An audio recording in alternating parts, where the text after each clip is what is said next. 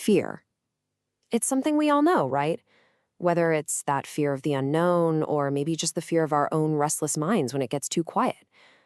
But what if there was a clear, systematic way to not just face that fear, but to completely master it? Well, today we're diving into this incredible story told by the Buddha himself about his own journey, his path from fear and dread to total awakening.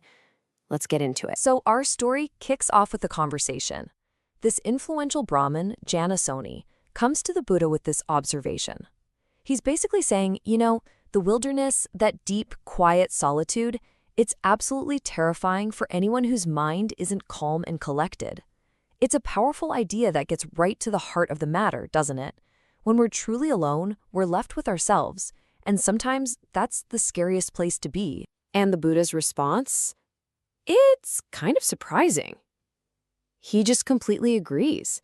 And it's this moment of total honesty that opens up this deeply personal story, a story about a time when he was just as human, just as vulnerable as any of us. He tells Janasoni, "Yep, I know exactly what you mean." Before his Great Awakening, he had the very same thoughts.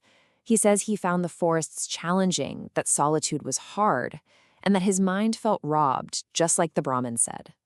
This is so crucial because it shows us he wasn't born some kind of superhero. He was a regular person struggling with the very same things we all do. Now, in the story, he calls his past self a bodhisattva. And this is a really key term. It just means someone who is on the path to awakening. He's making it crystal clear that he's telling this from the perspective of his former self, a guy on a journey, not some perfected being who had it all figured out. He had to learn this, step by painful step. So how did he start? You might think he just, gritted his teeth and tried to power through the fear. But his first move was way more strategic.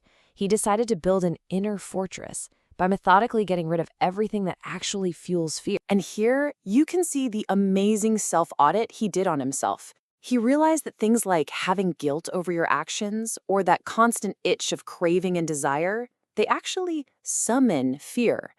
They're like leaving the front door wide open for dread to just walk right in. But on the flip side, having pure conduct, a heart full of love, a mind sharp with wisdom, these things build an unshakable inner confidence. So he went down the list, one by one, cleaning house internally. And this quote shows you the immediate payoff of all that inner work. With every part of himself he purified, he felt stronger, calmer, or, as he puts it, even more unruffled. See, he wasn't just trying to resist fear anymore. He was becoming the kind of person where fear just couldn't get a foothold. He had built his fortress. It was only after building this solid inner foundation that he moved to the next stage. With his mind now fortified and calm, he did something that sounds absolutely radical. He decided to proactively go find the very places and moments that were known to cause the most terror. He chose the scariest places imaginable, these awe-inspiring and hair-raising shrines deep in the woods. And he'd go there on the nights people thought were the most ominous. He actually thought to himself, hopefully I might see that fear and dread. Just think about that for a second. He wasn't just waiting to face fear, he was actively hunting it down. And this led him to develop a technique that is so simple in theory, but man, requires some serious discipline. When that fear and dread finally showed up, and it did, whether it was a deer rustling in the bushes or just that nameless terror rising in his gut, he made a resolution. His method was to stay exactly as he was, whatever he was doing, and simply ride out the feeling until it completely burned itself out. His rule was absolute. If fear came up while he was walking, he wouldn't stop, he wouldn't freeze, and he definitely wouldn't run. He just kept walking, one step after another, until the feeling was totally gone. If it hit him while he was standing still, same deal.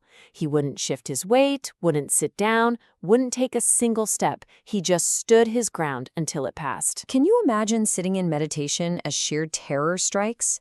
The impulse to just bolt must have been overwhelming. But he didn't get up. He stayed right there, seated, just watching the feeling until it exhausted itself and faded away. And even when he was lying down to rest, there was no retreat. He would not stir, not sit up, not even flinch. He would lie there, in the dark, and meet the terror head-on until it was utterly, completely overcome.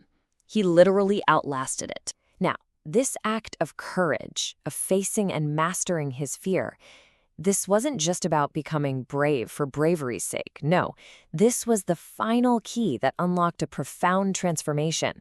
It led to the ultimate goal of his entire spiritual journey. And here is the incredible reward. By conquering fear, his mind reached this extraordinary state.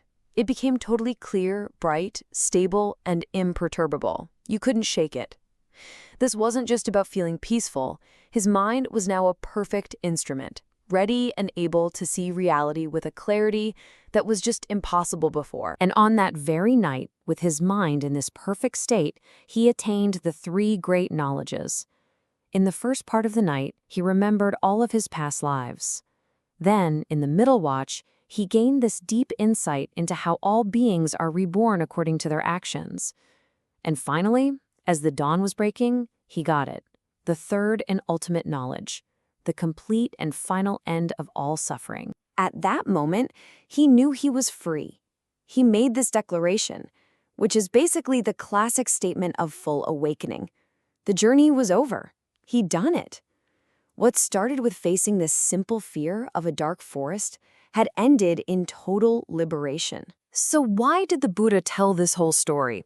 Well, at the end, Janusoni is still wondering why the Buddha, now totally enlightened and fearless, would still spend time in those same remote forests.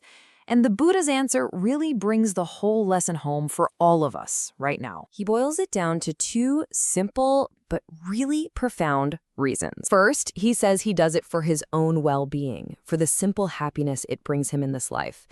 And second, he does it out of sympathy for all of us who would come later.